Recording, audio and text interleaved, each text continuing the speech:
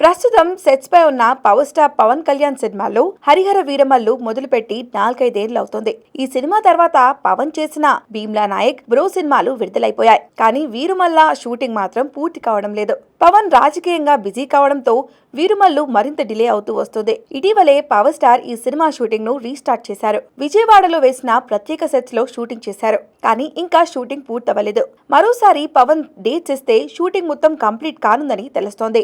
మహా అయితే పవన్ వారం రోజులు డేట్స్ ఇస్తే సరిపోద్ది అని అంటున్నారు. తాజాగా ఈ సినిమా ఫైనల్ స్కెడ్యూల్ షూటింగ్ మొదలు పెట్టారు. ఇదే విషయాన్ని తెలుపుతూ ఈ సినిమాలో నటిస్తున్న కబీర్ దుహాన్ సింగ్ ఒక పోస్ట్ పెట్టారు. తాను వీరుమల్లు షూట్ సెట్స్ లో చివరి స్కెడ్యూల్ కోసం జాయిన్ అయినట్లుగా తెలిపారు. అంటే ఇక్కడితో ఈ సినిమా షూటింగ్ కంప్లీట్ అయినట్టే.